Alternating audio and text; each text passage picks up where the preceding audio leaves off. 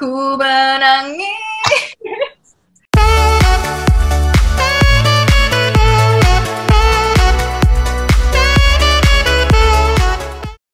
Hai, balik lagi di channel Stephanie Ginting, asik. Nah, kali ini gue bakal ngobrol sama salah satu mantan kolega gue, mantan teman sekantor yang pernah juga satu program, pernah siaran bareng. Kalau beauty pageant lovers pasti kenal lah. Ini dia, Anastasia Pradita. Hai, finally bisa ketemu lagi sama Stephanie. Sombong dia ketemunya cuma virtual doang. Jadi kan gue udah bilang ke lo ya, jadi gue tuh mau bahas tentang pengalaman lo, kan udah mencoba 3 dunia. Bener ya, 3 dunia. Nah, dunia fana. Jadi kan dunia beauty pageant, terus news presenter, jurnalis, dan juga presenter TV hiburan kan. Nah, gue pengen denger dari paradigma lo sebagai orang yang udah berkecimpung langsung di dalamnya, karena banyak banget yang mikir kalau beauty pageant itu tuh beda banget kayaknya dunianya daripada dunia seorang wartawan. Bener nggak menurut lo? Beda dunianya ya.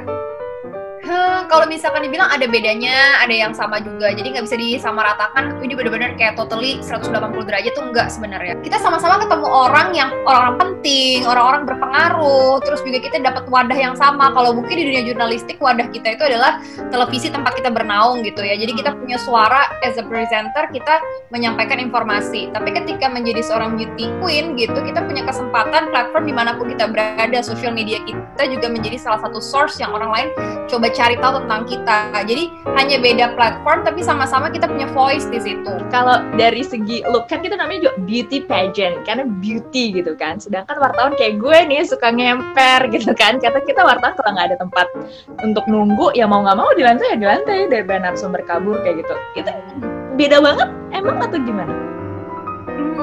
Jadi sebenarnya kalau orang punya persepsi gitu kan, punya stigma kayaknya berbeda gitu. Kalau misalkan beauty queen yang dilihat kan dia representasi perempuan cantik Indonesia atau mewakili negara manapun itu adalah perempuan tercantik versi mereka gitu kan. Yang dibayangkan pasti anggun, cantik, ayu, juga mungkin belum bisa tentu diajak di beragam situasi gitu ya.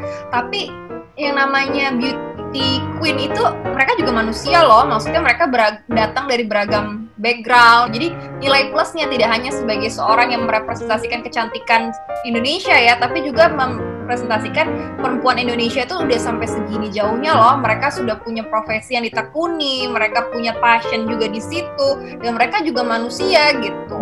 Jadi menurut aku justru pada saat ikut ajang Putri Indonesia di usiaku ke-25 itu, aku ngerasa ya udah ini saatnya Indonesia juga tahu kok sosok Putri Indonesia yang butuh menginspirasi mereka adalah yang datang dari background jurnalis, yang kerja keras mencari informasi, terus juga kredibilitasnya juga tinggi gitu, bagaimana mereka benar-benar seeking and delivering the truth. Jadi aku ngerasa kayak why not gitu, background apapun kita bisa kok menampilkan inilah sosok perempuan Indonesia saat ini gitu.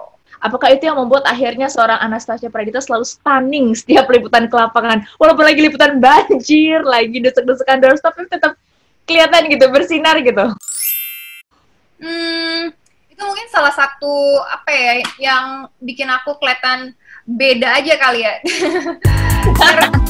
Gak tau, mungkin orang ngeliatnya kayak ribet banget sih, si Dita kayak dandan banget, kayaknya pengen stunning banget ketika ada di lapangan. Cuman itu kan part of my personality aja, aku ngerasa punya standar sendiri, aku ngerasa aku nyaman kalau kayak gini gitu, kalau berpenampilan seperti ini, berpakaian seperti ini, aku gak pengen sama dengan yang lain. Aku merasa itu bentuk aku menghargai diri aku sendiri as a perempuan gitu, as a human. Aku ngerasa itu cara aku menghargai pemberian Tuhan nih gitu. Dan ketika aku menghargai diri aku sendiri, aku juga mau menghargai narasumber yang aku temuin dong. Gak pernah tahu bakal ketemu sama siapa. Digeser ya? Iya, siapa tahu digeser kemana. Jadi aku pikir ya udah, aku mau prepare for the best aja. Siapa tahu pada saat itu aku dapat kesempatan ketemu orang penting, terus juga lawan bicara berkualitas. Kalau aku nggak kredibel, penampilan aku acak-acakan, itu justru kan mengurangi rasa percaya narasumber harus ngobrol sama aku. Dan itu juga bikin jauh lebih mudah nggak sih pekerjaan, apalagi kita perempuan kan gampang banget dinotis sama narasumber gitu kan. Apalagi kita berpenampilan menarik, cantik, baik, wangi, pintar lagi, jadi sangat memudahkan ketika bikin janji sama narasumber. langsung diiyain. Ada pengalaman kerasa lebih gampang untuk ngubungin narasumber nggak, Dit? Pernah dong, kayak lagi liputan, ada kayak salah satu narasumber pejabat, orang tuh udah bilang, udahlah nggak usah di doorstep, dia nggak bakal mau ngomong, dia bilang gitu. Paling juga kalau mau ngomong, kalau misalkan udah selesai rapatnya, jadi nggak usah ditungguin. Aku mikir, kita ngapain nunggu di sini tanpa kejelasan, aku mau live nggak ada narasumber, nggak ada berita gitu kan, kayak useless aja ada di situ. Ya aku coba, aku tipe orang yang kayak, ya coba aja dulu, mana tahu dia berubah pikiran. Nanti kayak yang lain pada duduk-duduk ngemper, bapaknya datang, gue langsung samperin, terus Pak, selamat pagi, apa kabar? Baik ya Pak ya, saya mau nanya dong sedikit, boleh nggak Pak? Nggak lama-lama kok, approach-nya juga humanis, menyenangkan, jadi mau nggak mau kan siapa yang mau menolak kita gitu. Dan berhasil? Berhasil. Pas yang bapaknya tadi udah masuk, terus dia langsung balik badan, oh iya mau nanya apa, langsung semuanya nyerbu gitu. Jadi menurut Dita itu penting banget look untuk seorang wartawan. Look itu sebenarnya nggak 100% dari look aja, pasti banyak persentase lain yang membuat orang itu kredibel dan juga punya karir yang bagus sebagai seorang jurnalis. Tapi nggak bisa dipungkiri, yang namanya manusia itu 78% yang diperhatikan itu sebenarnya penampilan luar. Itu nggak terbantahkan banget sih. Bullshit kalau bilang enggak ya. Banget. Bilangnya kayak misalkan, aduh gue nggak suka cewek make upan, tapi ada cewek make upan cakep, ya tetep aja ditoleh nggak sih sama cowok. Jadi intinya bohong banget sih, penampilan itu ada teorinya 78% itu penampilan, 28% itu dari how we say something, mungkin dari tone-nya, dari volumenya gitu. Dan cuman 8% itu adalah kata-kata yang kita omongin. Jadi mungkin orang tuh nggak dengerin apa yang kita omongin. Apa yang kita omongin sekarang mungkin orang nggak notice, tapi dia lebih memperhatikan cara kita ngobrol, terus gerak badan kita, baju apa yang kita pakai, make upnya kayak gimana. Karena itu naluriah ya, maksudnya people judge others by its cover gitu. Jadi cuma ngelihat dari penampilan fisiknya. Walaupun penampilan fisik itu mungkin hanya dinilai persekian detik. Lagi-lagi yang orang akan bikin attach dan juga perhatian adalah gimana pola pikir kita, cara kita menyampaikan sesuatu, terus cara kita melihat suatu perspektif yang berbeda. Mungkin itu yang akan lebih menarik sama lawan bicara kita. Selama aku berkarir, banyak keuntungan yang aku dapatkan. Ya kita udah palingnya rapi ya, friends, kita jaga banget gitu ya. Jadi first impression orang kita amanin dulu, nanti setelah itu ya jangan disia-siakan kesempatan yang dikasih. Betul, jangan kita kayak prepare banget, cakep banget segala macam, tiap mau liputan bajunya baru terus, tapi begitu ngomong AO juga percuma kan, narasumbernya kayak ya apa nih? Tapi kalau lagi cakep banget nih, oke, mempersiapkan diri, siapa tahu nanti liputan kemana-mana orang-orang penting. Tapi ternyata lo digeser ke banjir dengan penampilan lo lagi cakep banget. Itu jadi diliatin warga atau gimana? Nah, itu sih gue kayak sering banget terjadi ya. Ya kita kan nggak pernah tahu ya, mana tahu kita ketemu jodoh dalam perjalanan pekerjaan kita tuh kayak mana. Apalagi peristiwa kayak banjir, kebakaran, terus penggerbekan apa kek gitu, kasus narkoba, kasus teroris, aku udah ngalamin semua dan itu memang gak gampang buat aku. Apalagi aku basicnya lebih feminin gitu kalau berpakaian. Kadang suka pakai wedges, make up, terus juga bajunya juga nggak terlalu nyaman kalau misalkan harus panas-panasan outdoor gitu.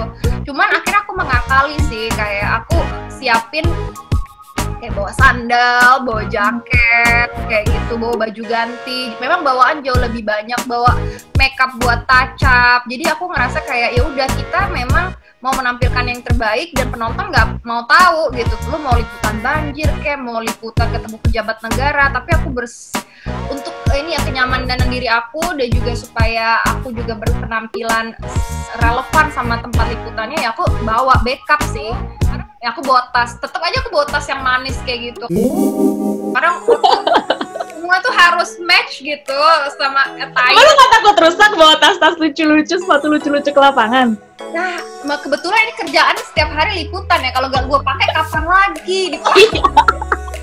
Ya nggak sih, gue mikir ya udahlah ya gitu. Ya aku mikir gitu sih, daripada barang disimpan aja gue pakai aja, kalau ada rezeki kita beli lagi yang lain. Tapi image-nya pernah nggak jadi buruk di mata orang akhirnya sampai ke telinga lo? Banyak sih sebenarnya. Ada yang ngerasa kayak misalkan, aduh mbak ini apa namanya, mau ngapain mbak kesini gitu, rapi amat misalkan kayak gitu. Ini siapa yang bilang? Iya, apalagi kalau di KPK kan mungkin kebanyakan juga ini kan, kayak reporter cowok-cowok gitu misalkan, terus yang kayak lu mah jangan duduk di lantai lah apa segala macam gitu kan. Ya itu aku ngerasa kayak apa ya aku anggap lucu aja sih, walaupun juga orang lain info gede banget bajunya, terus mana tinggi banget ngalangin gitu, sering aja diomongin kalau kita jangan pakai sepatu kayak gitu dong, kan gitu. Sumpah gue ngakak. Gitu. Aku jarang sih mikirin kata-kata orang, cuma Gila, keren sih. kalau baju banyak banget sih, banyak banget kasus lah. Kayak pernah ya shoot siaran kan, bajunya terlalu dianggap terbuka gitu, kan bajunya kadang-kadang nggak terlalu formal gitu. Oh, karena lo tinggi. Kalau di gue tuh kan jadi panjang jatuhnya. Makanya kadang-kadang oh iya kurang sopan, kelihatannya terlalu seksi segala macem. Nah itu aku rasa kalau memang dianggap mengurangi kredibilitas televisi kita, ya udah nggak apa-apa, aku dengerin. Nah sekarang lo udah ada di TV hiburan nih sekarang. Tapi gue lihat kemarin lo tetap live report ya? Masih. Jadi gimana itu? Masih ke bawah nggak jiwa jurnalis lo ketika lo live report tapi buat TV hiburan? Iya benar sih. Aku bisa belajar banyak tanpa kehilangan identitas aku sebagai jurnalis. Itu justru ngebantu banget loh. Kayak beberapa liputan khusus akhirnya yang diterjunin kan aku. Kayak misalkan masih ketemu juga sama teman-teman liputan. Kayak kemarin kayak kasus narkoba artis, terus ada artis yang meninggal dunia gitu. Jadi aku kebantu banget jiwa jurnalistik aku, skill yang udah pernah didapat di lapangan. Tapi gimana caranya mengemasnya supaya lebih fun, lebih menarik buat penonton. Dan tahan-tahan banting soalnya netizen infotainment tuh kejam banget ya. Jam banget. Kalau mungkin penonton TV berita, penontonnya itu sudah well educated dan mereka juga banyak referensi berita ya. Jadi mungkin dia akan komentar yang benar-benar berseberangan sama persepsi aja gitu ya. Mungkin hal-hal yang seperti itu. Tapi kalau di infotainment, banyak kenapa sih pakai baju itu? Banyak kok nggak pakai kerudung kayak gitu. Masa orang meninggal dia nanyanya kayak gitu deh. Kayak yang komentarnya mungkin itu juga kategorinya ibu-ibu gosip gitu kan, langsung kayak Bu emang berat ya, gampang kayak kenapa sih yang dibahas itu aja lah. Iya ampun ibu, dikira nyari berita gampang kayak nyari sayur. Itu sih aku awal-awal mental tuh parah sih di ini ya. Mungkin kalau fisik ya di news kita benar-benar digempur banget gitu ya. Tapi kalau di infotainment, aduh itu harus masuk kuping kanan, keluar kuping kiri deh. Kalau nggak makan hati. Beauty pageant, terus news presenter, jurnalis, sama jadi presenter TV hiburan. Yang mana yang paling lo cintai? Yang paling dicintai ya? Susah ya. Soalnya kayak first love-nya sebenarnya di dunia jurnalistik sih. Aku ngerasa kayak ketemu sama jati diri aku, ngerasa banyak belajar. Dan merasa dewasa tuh ya dalam perjalanan sebagai news presenter gitu kan. Gak gampang kan, kita sendiri tahu jadi news presenter tuh gak baca doang gitu, tapi juga dari proses di lapangan. Jadi aku ngerasa kayak aku banyak belajar, banyak berterima kasih banget sama dunia jurnalistik. Gue pengen minta 3 tips untuk mereka yang pingin kayak jadi seorang Anastasia Pradita. Yang penting yang pertama kita harus ini sih, accept our weaknesses gitu. Kita harus sadar kekurangan kita apa, kita coba terima, sama tahu juga kelebihan kita apa. Yang kedua, believe in yourself sih. Aku selalu percaya sama diri aku sepositif itu. Kalau lo nggak percaya sama diri lo sendiri, apalagi orang lain. Dan yang terakhir sih, ya dream high aja. Menurut aku selama mimpi itu masih gratis, lo mimpi setinggi-tingginya gitu. Oke, semua yang ada di sana jangan lupa untuk subscribe channel YouTube-nya Stephanie Ginting. Jangan lupa untuk like, comment, share, dan juga nyalain loncengnya juga supaya nggak ketinggalan dari semua video-video terbaru dari Stephanie Ginting, karena dia bakal ngobrol sama teman-temannya yang seru-seru banget. Pasti dapat banyak insight juga buat kalian. Jadi jangan lupa buat subscribe. Jangan lupa juga untuk subscribe juga YouTube-nya Anastasia Pradita. Dia juga banyak banget bahas tentang kehidupan dia, baik di dunia jurnalistik, mungkin kehidupan dia sekarang di dunia TV hiburan, dan juga pengalaman dia di beauty pageant. Pasti bermanfaat. Jangan lupa subscribe, terus like semua video-videonya, komen, dan juga share.